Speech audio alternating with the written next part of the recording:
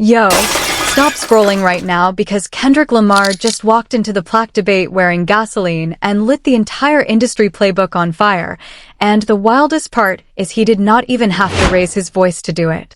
The man made conscious rap feel like a stadium anthem, made Compton echo across continents, made Black authenticity impossible to sand down for the shelf. And now the same corporate machine that measures every artist with shiny slabs of metal is being forced to admit that the culture has already remembered something the frame on the wall cannot capture. This is not a Kendrick win. This is the purest strain of hip-hop marching into the boardroom and embarrassing the accountants who thought integrity had a sales cap. And Drake, my brother, instead, they walked into a philosophy exam wearing flip-flops, and Kendrick did not even show up for the argument. He let the archive show up for him. Let's start with the cleanest receipt on the entire table, because this is where the whole Kendrick can't be commercially massive without shaving off his edges myth gets executed in broad daylight. On April 16, 2018, the Pulitzer Prize organization made Kendrick Lamar the first non-classical, non-jazz artist to ever win the music prize, and the official citation did not hedge or apologize. The board described Damn as a virtuosic song collection unified by its vernacular authenticity and rhythmic dynamism that offered affecting vignettes, capturing the complexity of modern African-American life. Read that sentence one more time and let it detonate. The institution did not praise Kendrick Lamar for becoming softer, whiter, safer, or more radio-friendly. It praised him for the exact ingredients the industry told him would keep him niche. It praised the vernacular. It praised the rhythm. It praised the blackness. When I sat with that citation, I could not do anything but shake my head because the people who wanted conscious rap to stay in the basement really picked the wrong artist to try to keep in a cage. That was not a courtesy trophy. That was not a diversity checkbox. That was a cultural verdict written on Pulitzer letterhead, and it landed on Kendrick because the work refused to lie about where it came from. And the moment the Pulitzer landed, half the industry had to rewrite its own vocabulary just to explain what had happened. The scoreboard people had no language for it. The purists had no language for it. Only the culture had the language, because the culture had already been fluent in Kendrick for years. Now let's turn to the certification paper trail, because this is where the plaque-obsessed crowd gets exposed the fastest.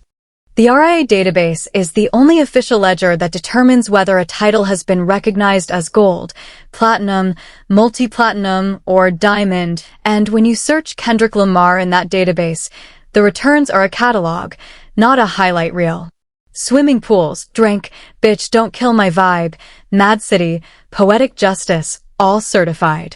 Later Kendrick-connected entries such as Range Brothers, Pray For Me, Family Ties, like that, and Not Like Us appear across the ledger with their own timestamps. But this is where we have to stop being sloppy. A track being eligible for a higher tier is not the same as the RIAA publicly issuing that tier.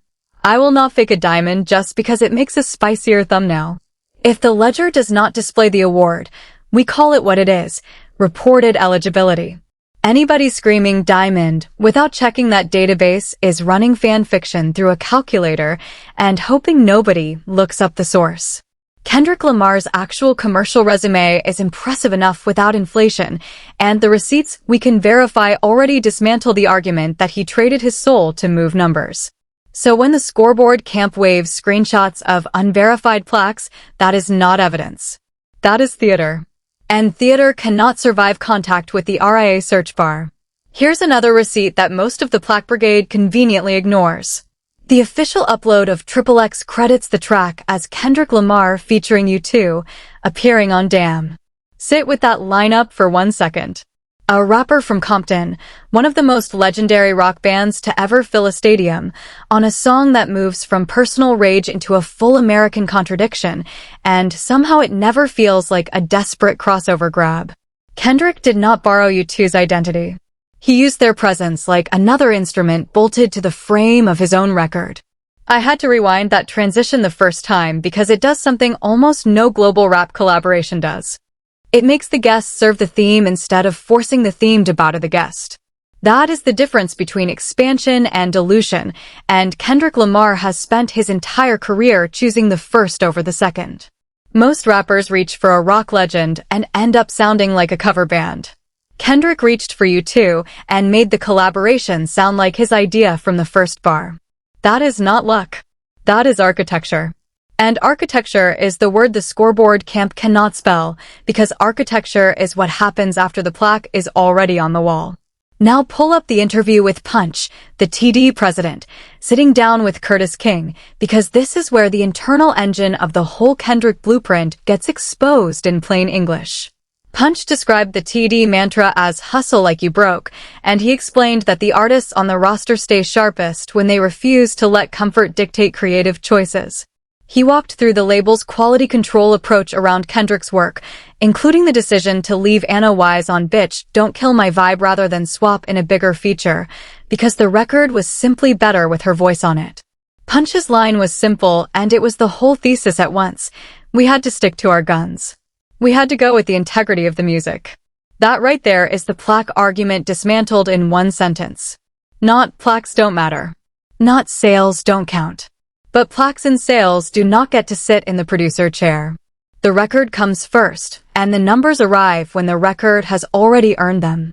And the moment you accept that hierarchy, every other frame in the Kendrick discourse falls into place like tumblers in a lock. The Pulitzer stops looking like a surprise. The certifications stop looking like an accident. The GTA 5 placement stops looking like a stunt. Everything downstream stops looking coincidental because everything downstream was already paid for by the decision made in the studio. Look at what we have on the table so far. The Pulitzer describes the work as authentic. The RIAA ledger confirms a wide certification history. The official XXX release confirms the U2 collaboration. Punch confirms an integrity-first construction philosophy. IGN's coverage of Grand Theft Auto 5 documents the placement of Kendrick Lamar's ADHD on Radio Los Santos, and Glasses Malone's public commentary provides the street-level interpretation of what that placement meant for a generation of listeners who first met the record while driving through a virtual Los Angeles. I am not asking you to trust me because I have a nice voice. I am asking you to look at what is documented and to notice how the documented material keeps agreeing with itself. That is the shape of a real career. Not a series of viral events glued together by a press cycle, but a spine of decisions that keep pointing the same direction across a decade. Kendrick did not accidentally end up here. Every step he took earned the next one, and the paper trail is the fingerprint that proves it.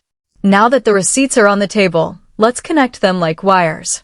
Go back to the Pulitzer date. Damn was released in 2017. The Pulitzer arrived in 2018. That order matters more than casual listeners realize. The artistic claim came first. The institutional validation followed. Kendrick did not build the album after somebody handed him a permission slip to matter.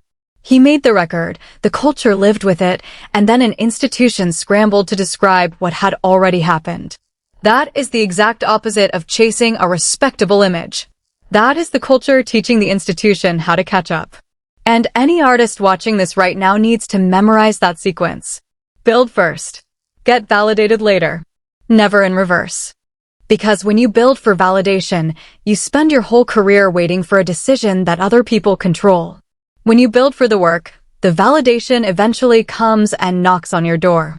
Now look at how the certification ledger accumulates over years, not weeks. The old records keep moving. Swimming Pools, Mad City, Bitch Don't Kill My Vibe, these songs did not stop earning listeners after their release cycles ended. They kept feeding themselves. They kept finding kids who were not born when the tracks first dropped. That is the detail that flattens the entire one hit explains a career argument. Kendrick Lamar's commercial story is not an emergency chart run. It is a long, patient tide, and it lifts every album at once. The scoreboard camp does not know how to talk about tides. They only know how to talk about splashes. And a splash is loud for a week. A tide is loud for a decade. That is the difference between a career and a moment, and Kendrick's catalog keeps demonstrating which side of that ledger it lives on. The Grand Theft Auto 5 layer adds a completely different dimension. GTA 5 launched with Radio Los Santos as its modern hip-hop station, and Kendrick Lamar's music was folded directly into that ecosystem rather than treated as a spotlight event. ADHD was already a 2011 record when it entered the game. Swimming pools and collard greens were added in later versions. So the placement was not a rushed marketing stunt. It turned older Kendrick records into the soundtrack of an entire generation's open-world memories. You did not just hear those songs on an album. You heard them while driving through Los Santos at 2 a.m., and that alters how a record travels through culture. The song becomes muscle memory. The song becomes location. And once a record becomes a location, no chart on earth can unembed it. This is why Plaque debates keep undershooting the actual footprint of Kendrick's catalog. A plaque measures units. A location measures memory. And memory has a longer shelf life than any Billboard entry ever printed. Notice the timing of every plaque flare-up. It always gets louder when somebody tries to shrink Kendrick Lamar's legacy into a race with Drake, or a race with Eminem, or a race with Tupac. But the catalog will not squeeze into a scoreboard. Tupac represents emotional directness and social urgency. Eminem represents technical precision and battle rap ferocity. Kendrick carries traces of both while stacking a modern West Coast dialect, an album-first architecture, and a willingness to leave silence exactly where other rappers would over-explain themselves. Drake fans really thought the whole thing came down to who makes the catchier hook. That is a doomed strategy, my brother. They're yelling into a spreadsheet while Kendrick's case is being written into the museum, the video game, the classroom, the car, and the street corner at the same time. You cannot beat that with a chart run. You cannot beat that with a leak. You cannot beat that with a subliminal in a bonus track. The only thing that beats a catalog that dense is another catalog that dense, and nobody in the current conversation has won. Here's where the layers get even more interesting. Nobody is talking about the tiny word, vernacular, buried inside the Pulitzer citation. That single word is the trapdoor. Vernacular means the voice itself was part of the achievement. Not just the production.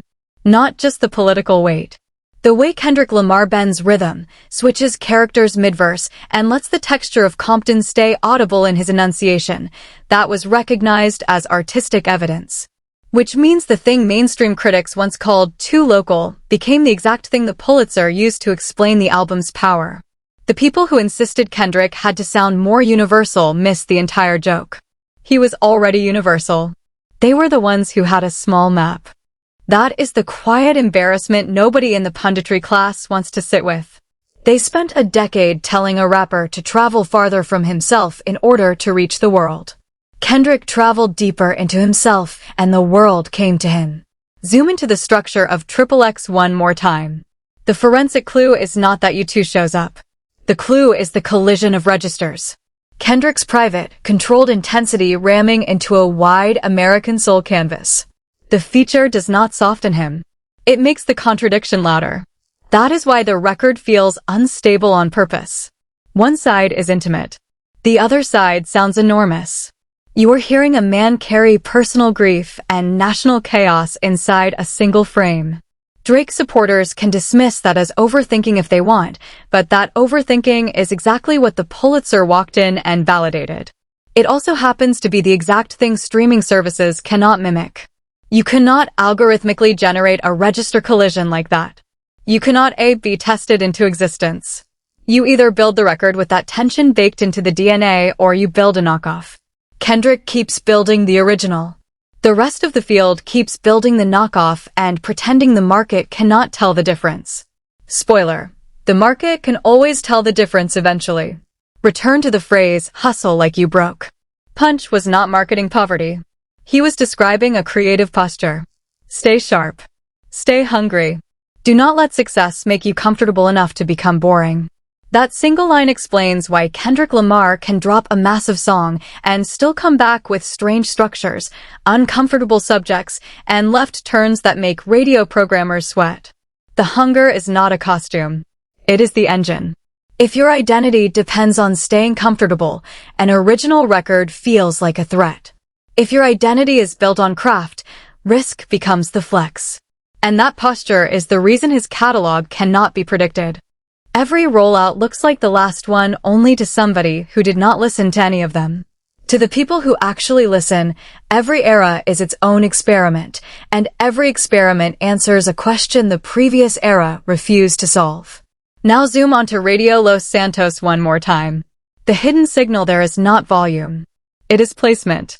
ADHD sits inside a modern Los Angeles rap environment that also carries the tone of the entire city. The game does not stop and announce that the song is important. The environment makes it important. That is the sneakiest kind of cultural dominance there is. The kind that feels natural because it has already burrowed into your habits without asking permission. Kendrick Lamar has a career full of moments like that. Moments that become part of the furniture before the industry realizes the furniture just changed. And that is precisely why the scoreboard debate always sounds a beat behind. By the time somebody in the punditry class notices what Kendrick did, he has already left that station and moved to the next one. The catalog is a moving target. The scoreboard is a snapshot. Snapshots always lose to moving targets over time. Now look at how the coverage split across outlets. The Pulitzer framed Damn as serious American composition rooted in authentic vernacular. NPR framed the win as a historic expansion of what the prize would recognize as music. Different tones. Same direction. Neither treated the win as a novelty rap trophy. Both treated it as an event that reshaped the institution's conversation. Complex and Hypebeast framed the certification story through commercial scale, reporting that Kendrick's catalog had reached or approached major RIAA thresholds. Hot New Hip Hop zeroed in specifically on the reported diamond-eligible status attached to Not Like Us. Those two frames matter for different reasons. One frame says the catalog has long-term muscle. The other says a single modern battle record moved with unprecedented speed. Stitch them together and the old conscious versus commercial split looks embarrassingly lazy. But we are keeping the honesty on. Eligibility is not the same as an issued certification. The receipts back the momentum. They do not back every exaggerated plaque graphic bouncing around your timeline. And I will not pretend otherwise, because the moment we start inflating the record to win an internet argument, we become exactly the kind of source we criticize. IGN framed GTA V's music as a carefully curated radio ecosystem, and inside that ecosystem, Kendrick shows up as part of Los Santos's modern rap identity. That is a quieter kind of coverage than a chart-breaking headline. But quiet does not mean small. That soundtrack reaches people inside a completely different setting, through play, repetition, and memory. Some fans will insist a game placement is just a game placement. Fine. Then explain why so many listeners can still tell you exactly which Los Santos station carried those songs years after they stopped playing the game. That memory is the receipt. That memory is the plaque nobody had to print. And that is the layer the scoreboard camp cannot count, because their counting software does not have a column for muscle memory. And if after the Pulitzer citation, the RIAA ledger, the GTA 5 placement, and the integrity-first philosophy you still believe Kendrick Lamar needs a pop formula, you are no longer defending an argument. You are defending a marketing myth in a hoodie. Some of the opposition is reaching for any metric that keeps the conversation shallow enough to survive daylight. But the entire point of hip-hop is that the record has to mean something long after the first week finishes tallying. That is where the real debate actually begins. Everything before the first week fade is promotion. Everything after is legacy. Kendrick's catalog lives on the legacy side of that line. Most of the artists yelling about him live on the promotion side. That is not a small distinction. That is a career-linked distinction, and it decides which names get repeated in 10 years and which names disappear the moment their contract expires. Here's what nobody in the plaque obsession camp wants to admit out loud. The certification argument is not really about certifications. It is about control. The industry loves a metric because a metric can be packaged, ranked, sponsored, and turned into a clean little contest that fits on a graphic. Who sold more? Who streamed more? Who reached diamond first? Those questions clip easily. They fight easily. They monetize easily. But Kendrick Lamar's career keeps proving something dangerous to that whole architecture. He keeps proving that a rapper can win at scale without letting the machine choose his personality for him. That is the real threat. That is why the scoreboard crowd keeps yelling. Because if Kendrick's model works, their model is optional. And optional is the scariest word in the entire industry vocabulary. Optional means artists have leverage. Optional means labels have to negotiate. Optional means the machine stops being the only door in the building. And Kendrick Lamar has been quietly cutting new doors into that building for a decade. Look at how mainstream framing tries to smuggle in a false binary. Kendrick is the serious artist. Drake is the commercial artist. As if depth and reach are on separate shelves. That framing is convenient garbage. Kendrick Lamar has reach. The Pulitzer page confirms the artistic weight. The RIAA record confirms years of commercial motion. GTA 5 confirms the global environmental placement. The real story is not that Kendrick refused success. The real story is that Kendrick refused the version of success that required him to become easier to digest. That is the forbidden angle nobody wants to preach on daytime radio. Because the moment that angle catches on, every executive in the building has to explain why they told 100 younger artists to sand themselves down for the shelf. And nobody in that building is signing up for that conversation voluntarily. Kendrick did not defeat the pop machine by pretending it did not exist. He defeated it by refusing to orbit it. He built his own gravitational field. He can let a record become a chant and then wrap that chant inside an album that dares you to sit uncomfortable. He can collaborate with U2 without turning himself into a rock crossover mascot. He can drop a battle record without reducing his identity to a battle rapper. He can disappear, return, and still make the entire audience feel like the silence was part of the rollout. That is not hype. Hype cannot survive that many shapeshifts without losing its fingerprint. Only craft can. And that is the moment the scoreboard camp runs out of vocabulary, because craft is not a metric they were ever taught to respect. Craft cannot be A/B tested. Craft cannot be sponsored. Craft cannot be reduced to a screenshot. Craft can only be recognized in retrospect, and by the time you recognize it, the artist has already lapped you twice. This is exactly why Tupac and Eminem belong in the conversation, not as props but as measuring sticks. Tupac proved that vulnerability, politics, rage, and mass appeal could all occupy one voice at the same time. Eminem proved that technical precision and mainstream visibility could coexist without turning the bars into disposable pop. Kendrick Lamar inherits that pressure and updates it for an era of algorithms, engagement farming, and instant outrage cycles. He does not have to imitate either man. He only has to answer the same question they answered in their own decades. Can the artist stay recognizable while the whole business begs for a repeat? The answer so far is why the Plaque argument keeps feeling incomplete. A plaque can confirm consumption. It cannot confirm courage. A chart can measure attention. It cannot measure whether a song handed somebody the language they needed for their own life. A viral moment can dominate a week. It cannot promise that the record will still make sense after the noise dies down. And Kendrick has been building records that survive that test on repeat for over a decade. That is why Kendrick supporters keep saying legacy while the opposition keeps saying scoreboard. They are not saying certifications are fake. They are saying the certification is the receipt, not the meal. And here is the honest calibration on the Kendrick refuses plaques narrative that gets thrown around online. What we can verify is the TD integrity-first approach, not a definitive statement that Kendrick himself rejects every award. But that gap actually strengthens the argument instead of weakening it. Even without a perfect quote, his public behavior keeps producing the same result. Prioritize the work. Let the audience discover the layers on their own. Do not rush to explain every move. That is why fans read intention into his silence. He has trained the audience to expect purpose. So when the internet claims Kendrick cannot touch the purest records without gimmicks, I really have to laugh, because the gimmick was believing purity had to mean small numbers. The gimmick was believing Black authenticity had to apologize before it could travel. The gimmick was treating Drake's formula, or anybody else's formula, like the only legitimate on-ramp to global relevance. Kendrick Lamar did not shrink himself to grow. He grew by refusing to shrink.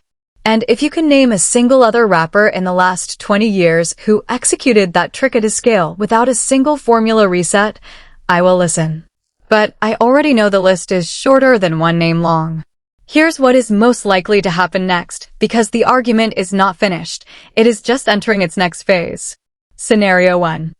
The RIAA updates will keep arriving on their own timeline, and fans will keep comparing Kendrick's eligible titles with the tiers officially displayed on the ledger. When more certifications drop, the conversation will spike, but Kendrick will not need to chase the headline. The records will keep working, and the people waiting on him to beg for validation will only look more desperate as the calendar flips. Every day that goes by without Kendrick tweeting a graphic is another day the scoreboard camp has to explain to themselves why he is not begging. And that silence is a receipt of its own, because artists who need the plaque cannot resist announcing it. Kendrick can resist, because Kendrick does not need it. Scenario 2. Kendrick releases another project or single that sounds nothing like the last one. When that happens, the opposition will not be able to squeeze him into a single formula, because every era of his career hands them a different target. If he returns with a sharp battle record, the internet will melt.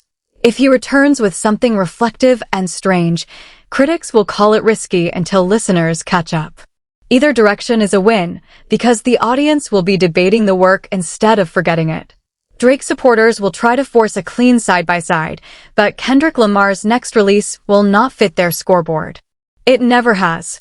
That is the ongoing pattern the punditry class keeps failing to internalize. You cannot pre-review a Kendrick project. You cannot pre-frame a Kendrick project. You have to wait for the project to arrive and then rewrite your framework around it. That is the exact opposite of every promotional cycle in the current industry, and it is the reason critics keep sounding a beat behind on him. Scenario 3. The bigger industry consequence. When the next generation of artists watches a rapper achieve mass reach without abandoning difficult ideas, more of them will risk making complete worlds instead of chasing isolated singles. Game soundtracks, film scores, live experiences, and full-length albums will keep merging into connected spaces for hip-hop. Kendrick's GTA 5 presence will start looking less like a random placement and more like a blueprint for how a record becomes part of culture without ever being over-explained. The artists who keep recycling whatever trend is trending will face a much harder question in the next cycle. Can the record survive after the trend leaves? Mark this down. The next stage of the debate will drift away from who has the bigger number and toward what actually lasted. That drift favors Kendrick Lamar because his strongest work is built for replay, argument, interpretation, and memory. The opposition can still win a week, a headline, or a poll on somebody's timeline. But if the culture keeps circling back to the same songs, the same lines, the same performances, and the same questions, that is a different species of dominance. That is the kind that makes a career impossible to erase. And if Kendrick decides to acknowledge the Plaque conversation directly, the reaction will be seismic because he rarely lets the metric outweigh the music. If he ignores it, that silence will grow into its own headline.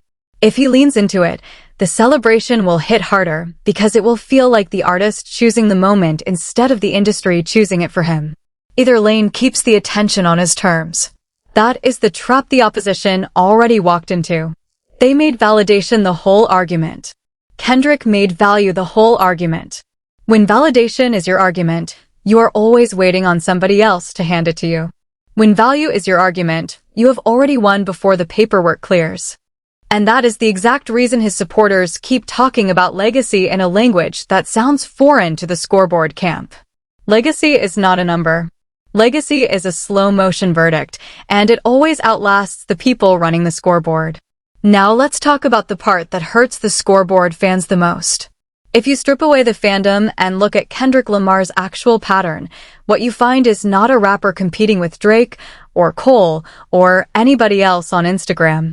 You find a rapper competing with the concept of expiration itself. Everything he makes seems engineered to outlive the news cycle it was born inside. That is why the arguments about what streams the fastest this week always sound tiny next to what his catalog is doing across years. That is why Not Like Us can be treated as a battle record and a cultural statement at the same time. That is why Humble can be a chant and a thesis. That is why Damn can be a Pulitzer citation and a road trip playlist. The versatility is not a marketing choice. The versatility is a byproduct of the philosophy Punch described. Integrity first. Everything else negotiates itself around that anchor. And once you understand that anchor, the entire Plaque race argument reads like people fighting over the wallpaper while the building itself keeps getting bigger. Zoom out one more time and consider the political weight of the citation. The Pulitzer board did not describe Damn as an achievement in spite of its blackness. It described the blackness itself as the mechanism of the achievement. That reframing matters because every Black artist who ever heard crossover to reach more people now has a public counterexample. Kendrick Lamar did not cross over. He deepened into. And the deeper he went, the wider the audience got. That is a data point every marketing department in the industry should be studying, and yet somehow the same conversation about commercial viability keeps repeating itself as if the receipts never existed. That amnesia is not accidental. It protects the machine. Because if artists start believing the deepening path works, the shortcut business collapses overnight. Whatever ends up happening, one thing is already carved into the record. Kendrick Lamar's future is going to be measured by his next record, not by the loudest rumor attached to the last one. And if the work keeps growing, the Plaque debate is going to age worse than a spoiled hook, because a missing certification update cannot erase a legacy that is still breathing. Drake can keep chasing the spreadsheet. Kendrick is going to keep building the archive. The culture is the tiebreaker, and the culture already picked a side without waiting for permission. The scoreboard camp will keep updating their color-coded charts. The archive camp will keep pointing at what already exists. And somewhere between those two camps, another kid in Compton or in Toronto or in Atlanta or in Lagos is deciding which model to build their career around. That decision is the real prize in this entire debate, and Kendrick has been quietly winning that prize for years without ever entering the argument. So here's your homework, since we made it this far together. Watch how the framing shifts in the next month. Watch which outlets rush to inflate the Plaque story and which ones actually check the ledger. Watch how many people quote the Pulitzer citation without ever reading the citation. Watch how many people mention the GTA 5 placement without knowing which songs were added and when. Because the noise around Kendrick Lamar is a Rorschach test for how seriously anybody takes hip-hop as a body of work versus how much they treat it like a fantasy league. And when Kendrick moves next, and you know he is going to move, the receipts you just walked through will still be sitting where we left them. The Pulitzer will still say vernacular authenticity. The RIAA will still be updating on its own schedule. Radio Los Santos will still be playing in the memory of every listener who first heard those records with a virtual steering wheel in their hands. And the argument that Kendrick had to become somebody else to become huge will still be missing every single piece of evidence its supporters keep promising to bring next week. That is why this whole debate keeps eating itself. It was never really about certifications. It was about which model of the rap career the culture is going to reward next. Ownership or optics. Craft or content quota. Vision or volume. Every artist listening right now is watching that answer form in real time. Every executive is watching. Every A&R is watching. Every fan yelling in the quote tweets is watching. And Kendrick Lamar, doing what he always does, is barely acknowledging that the fight is happening. He is just working. He is just building. He is just letting the archive answer for him. That is why the opposition sounds louder every week. When your entire strategy depends on being seen, silence becomes an insult. And Kendrick has weaponized silence better than almost anyone in modern rap history. He turned a communication tool into a competitive advantage. He made absence feel like presence. He made the gap between projects feel like part of the album cycle. That is not accidental behavior. That is a decade of discipline expressing itself in real time. And here is the last receipt for anybody still holding out. The reason the Plaque debate never lands a clean punch on Kendrick Lamar is because the debate is fighting the wrong opponent. It is trying to argue with the artist. The artist is not in the room. The archive is in the room. The Pulitzer is in the room. The RIAA ledger is in the room. Radio Los Santos is in the room. Compton is in the room. Every kid who used Mad City to make sense of their own block is in the room. You cannot beat that lineup with a screenshot. You cannot beat that lineup with a Stan account graphic. You cannot beat that lineup by yelling into a podcast microphone on a Tuesday. You would have to build a rival archive of equal depth, and building an archive that deep takes a career of decisions made in the studio, not on the timeline.